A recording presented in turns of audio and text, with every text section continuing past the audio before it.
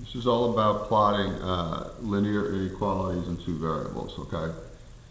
And the best way to illustrate that is by example. So I'm going to start with the problem 2x minus 4y is less than 12. And the instruction would be graph that. And there's 3 steps to graphing linear inequalities in two variables. Step number 1 is to draw the boundary line. And the way you draw the boundary line is as follows. You go back to this original problem and you, for the moment, just temporarily, rewrite it as an equality.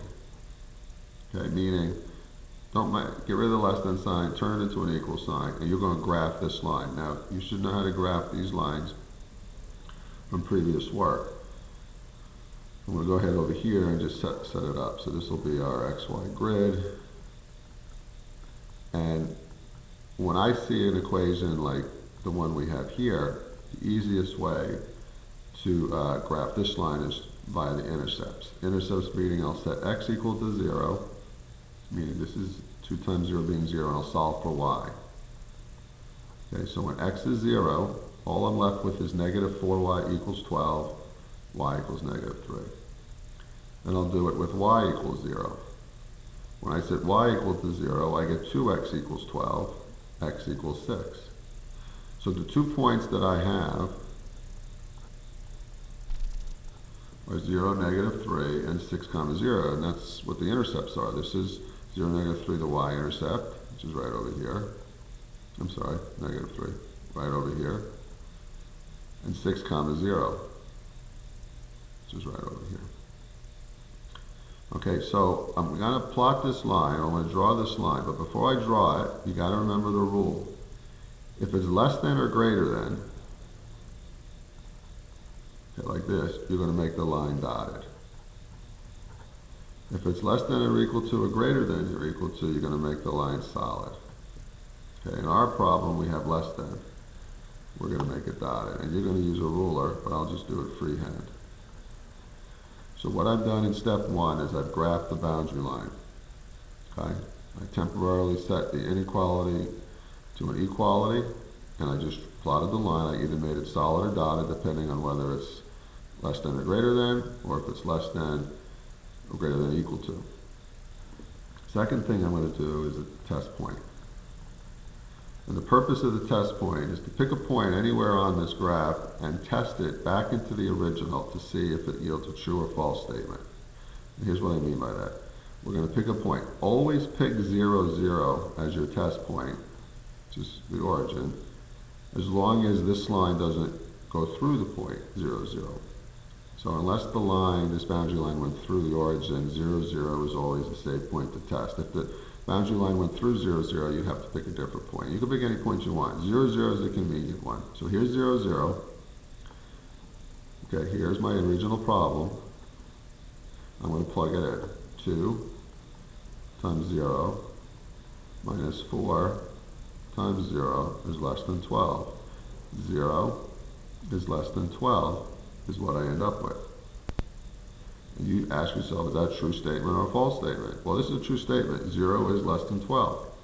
What that means is the origin point, 0, 0, is true. It yielded a true statement.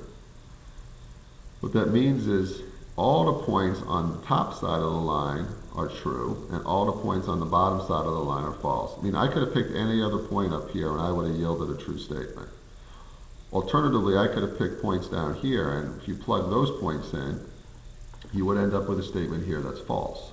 You might have ended up with something like 10 is greater than 12, which isn't true. So you do the test point, and if the test point yields, in this case 0, 0, a true statement, you shade the side of the line where the test point existed. It exists right here, so we're going to shade everything above that line as true, and everything below the line is false. And so the third step is to actually shade. And you always shade true. Okay? We can also do these problems using absolute value. Okay? I can just as easily, and there's an on absolute value, but I can just as easily go ahead and plot an absolute, make this last thing, an absolute value function.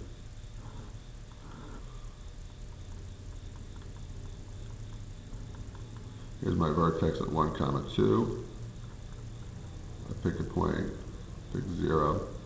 When I plug 0 in, I get 4. And I use symmetry. And I would draw my graph, but because it's less than, it's dotted. Okay? Now I do my test point. I'm going to test 0, 0.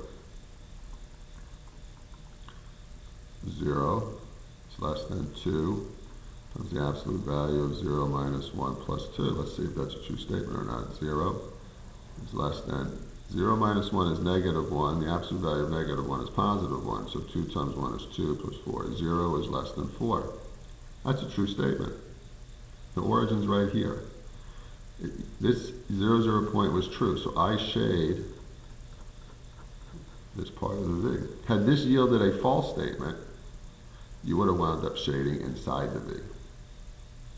Because if 0, 0 had turned out to be false, then we want to shade inside the V. The fact that the 0, 0 point yielded a true result means we want to shade the side of the line or the graph where 0, 0 exists, which is right here. So we shade on this side of the V.